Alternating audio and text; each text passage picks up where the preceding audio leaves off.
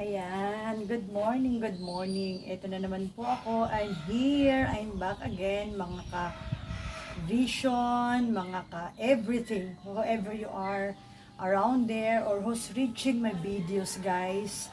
I'm here again. I'm gonna show you again another simple kind of menu. I call it, actually there's a lot of ways how we could cook the banana heart. We call it in Tagalog, puso ng saging.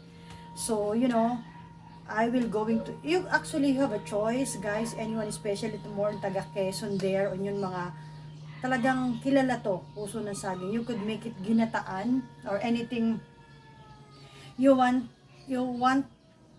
to cook, it's especially right, like, adobo po, or pwede mo lahukan ng pritong isda o tuyo, tinapa, whatsoever. But for now, this is just what I'm going to do, guys.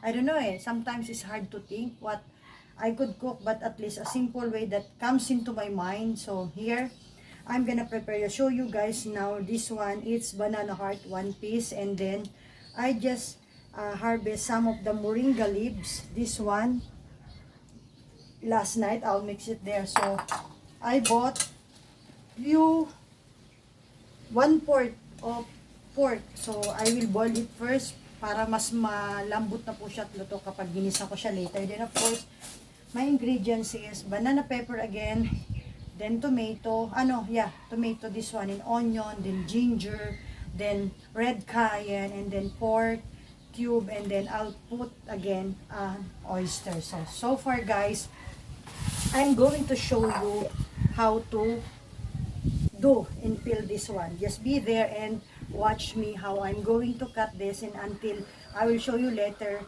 how to start cooking. Guys, it's very simple. Napakasimple lang po nito. So, hindi natin minsan kailangan mag-worry. All we need to do is we have enough budget to buy. It's just so cheap. Maybe it's just 25 pesos, guys. So, sa mga mommies there na talagang when we were kids, guys, we love vegetables. And talagang nung panahon namin, hindi naman talagang we're really poor. And then, we used to eat, yung talbos pa nga ng balinghoy talbos ng balinghoy. I don't know anyone who could watch this. I don't know you will understand that. Talbos ng balinghoy, talbos ng kamote, kangkong, puso ng saging, anything. It's just like, mga bagin, kung tawagin bangin, or root crop, like that. So, this one, it's just very common to the mga taga Quezon. So, as much as possible, guys, it's enough na. But I'll peel another one this so it will not be hard enough. So, here, actually, sinasama pa nga namin to bulaklak But so far, I will not include it na. So, here, it's already finished, guys. So, I'm gonna slice it. I'll put the camera a little low so you could see what I'm doing here. So, take a look. I will slice it small like this.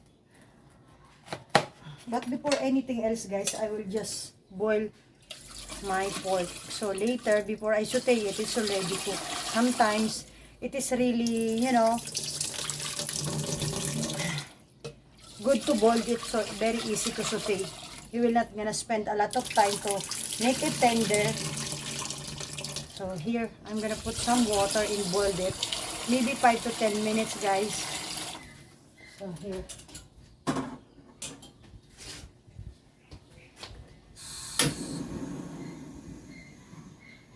There you go. Let it be there. So simple way. So take a look. I'm gonna do how can I'm going to. Very simple. I used to do this, guys. So that's hard for me. Have you seen?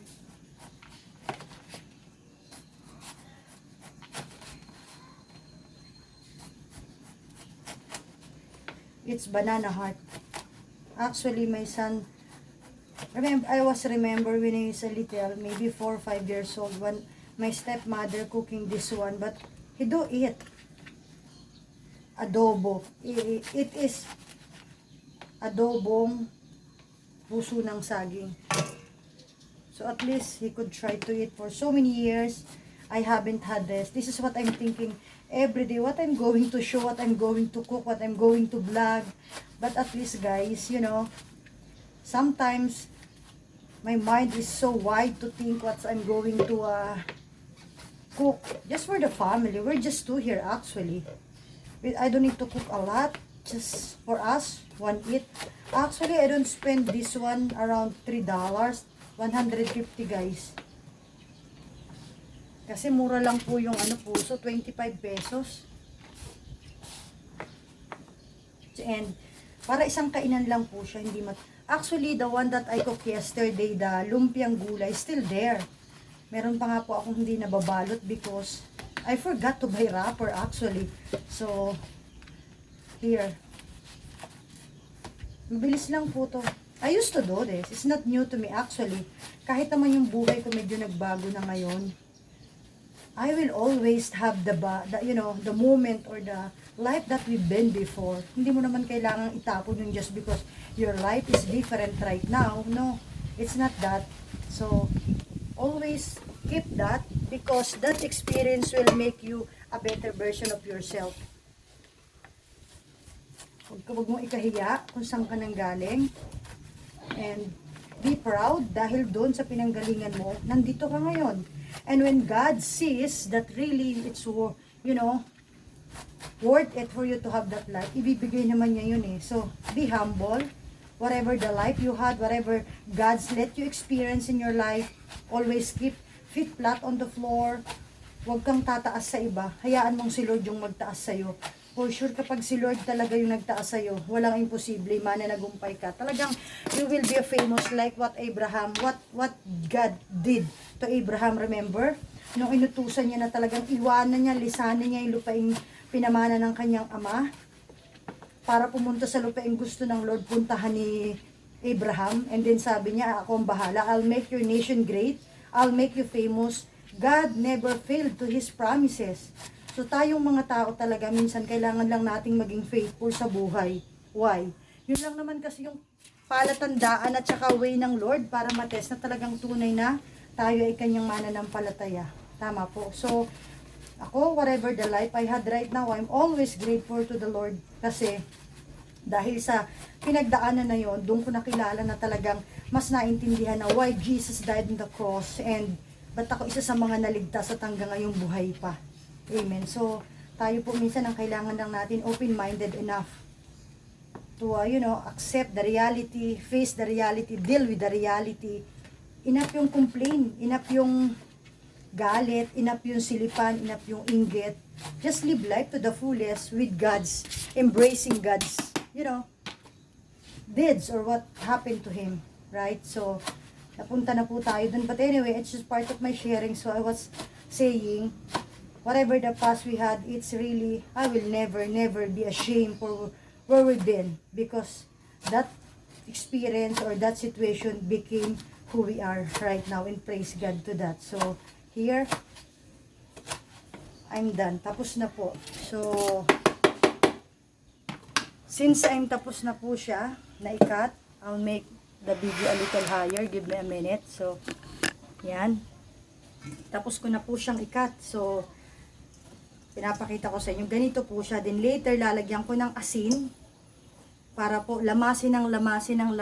Then, pag ready na po siya, kaunting rest, maybe in a minute, to wash it again. Then, isi-start ko na po siyang isute. For now, I'm gonna prepare everything. All the ingredients ready. So, I'll ready for frying later and, you know, starting sauteing. Stay tuned, guys, and be with me until the end. Love you all. We're back, guys. As I said earlier, I already prepared first and cut all ingredients I'm needing to put. Right now, it's ready na. This is what I've done to the banana heart. So, hiwa ko, nilagyan ko ng asin din, nilamas ko din nang maalis po yung a little bitterness. Then, pinigaan ko po siya. Then, ready na. The moringa, I'll mix later. And then, oops, teka, natutumba ang aking camera. Sorry sa istorbo. Then, prepared everything, guys. Cut, you know, tomato, banana pepper, and etc. So, of course, ground pepper, and then cube, and then oil, of course. So, right now, I already saute. So, sinangkot ko na po yung karne. Konti lang naman. As much as possible, ayoko po talaga na may karne, but just for my son, you know, sangkutsado na po siya. After I boiled them, So, para mas madali na po siya, it's not gonna take lot of times to cook. So, to saute with them.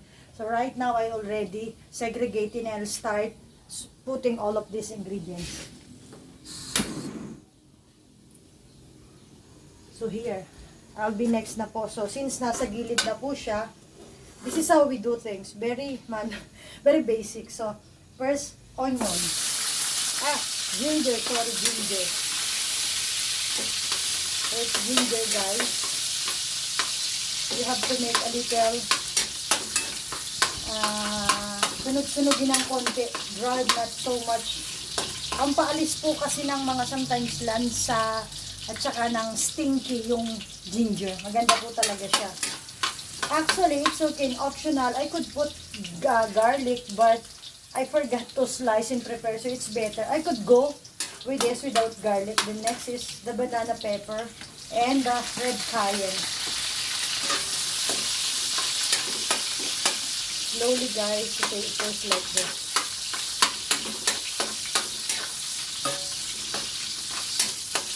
Actually, naparami yata yung luya ko.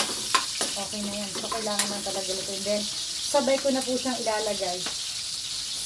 The tomato and the onion. There you go. Then, in a few minutes, after this, just maybe 30 seconds,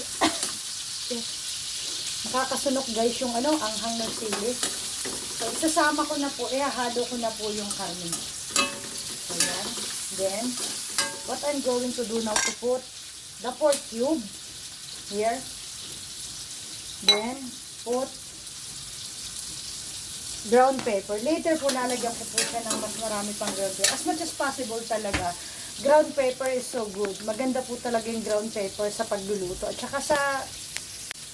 Sorry guys, nakat yung video natin. I just press things in mistakes, by mistakes. So here, I'll continue. So,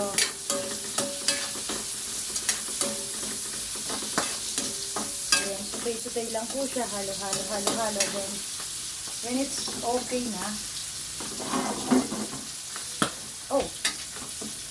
ingat po yung So, kailangan sangkutsado na po siya. Pag you already mix it together, pwede na pong ilagay yung puso. Masarap to guys. Sasabihin nyo lang, wow, kakaiba. Sobrang, sa akin hindi na po to kakaiba kasi we used to have it when we were kids. It's not new to me. So,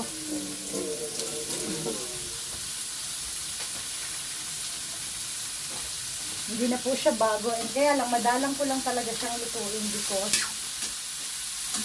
madalang po, yun, madalang. So now, it's already here na.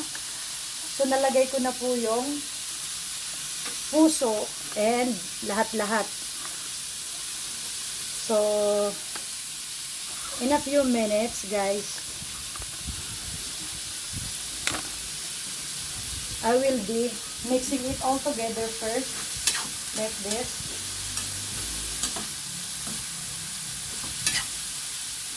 Then, ilalagay ko na po lalagyan ko po ng konting moringa lang, hindi ko siya ilalahat, ang dami. Maganda po kasi yung moringa talaga. Maganda po siya sobrang beneficial yung moringa. And then, for now, I'm not going to, I will put cover in her guys to make it soft. Papalambutin ko na po siya. Then later, look at what it's already there guys. Tinakpan ko po siya for a while and then later, I will be going to show it to you because it will take time if I'm gonna stay here for you to see everything. So, until maluto siya. For now, I'm gonna be doing other things showing you like around. Look at the weather guys here. Holy God. Look at that. So, guys, stay safe, ha? Stay hydrated. Lagi pong magdala ng tubig kung nasan kayo. Tingnan nyo po. Init. Oh, yung kapaligiran ko dito. So, tingnan nyo bahay ko sarado. Kasi po, araw-araw po kaming ganito naka-aircon. Kaya yung aming bill sa electric, it's so surprising. Look, para kaming nasa warehouse. Sarado lahat bahay namin. Kasi po talagang napakainit. I'm starting to on it just, because meron naman ho akong aircon dito. And then, So hot talaga nakakahabag. So kaya po ingat at laging magdala ng maraming tubig. Ano po? So for the meantime, I'm gonna go back and post another post this video for you to wait until it will be done what I'm going here. Okay, here po. So we're waiting it to be cooked and later I'm gonna show you how does it look as adobo. Okay po? And guys, I'm back. Ito na po, gisado na siya. Hinaan natin ang apoy para hindi masunog. So, here, ito na po, gisado na siya. So now, malambot na po siya. It's already cooked and everything. So, pag ginanon ko po, talagang malambot na yung puso na saging. Now, I'm going to put, ito na po, toyo. Because this is adobo guys, I'll put one of this. Huwag niyo pong damihan na, tansya-tansya lang po siya. Since ako naman yung nagluluto, alam ko po talaga yung tansya, yung lasa. Kasi po, when we were cooking, every time our father are cooking, he taught us that through the smell or the aroma of the food or the menu that you're cooking, that could be a way for you to know if it is salty or the taste is not yet good enough. So, right now, I just put for the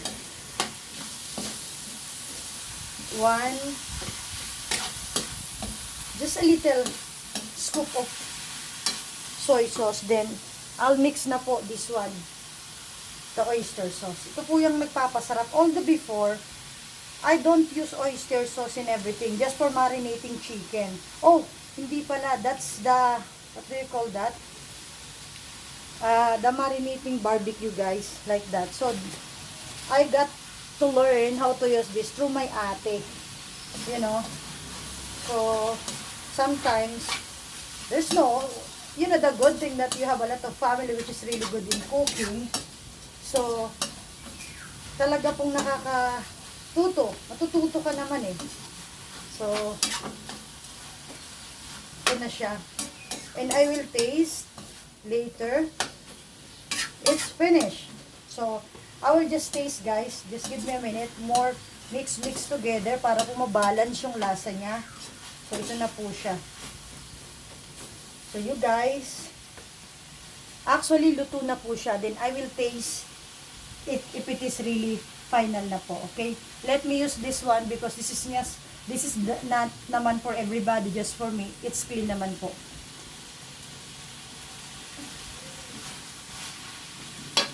Oh my God. It's spicy. The taste, the saltiness, it's so balanced and I love it. Thank you so much, guys. Na talagang sinamahan nyo po ako hanggang sa huli. This is the finished product ng aking adobong puso. Tapos na po siya. And thank you so much po sa pagsama sa akin sa panonood ng aking video everyday vlog po. Sobrang na-appreciate ko po yun. If there's somebody, it may not be a lot right now, but this is just the stepping stone to boost my YouTube channel. And thank you for those people who appreciated all my videos that I posted in my YouTube channel and really appreciate po. Salamat po and thank you for your being with me today and a simple menu that I could show to all the mom there. Don't be stressed. Think what you could prepare for your family, either how many are in the family. It's so good. Just always check your money in the budget for you to be afford enough to buy what you're going to cook.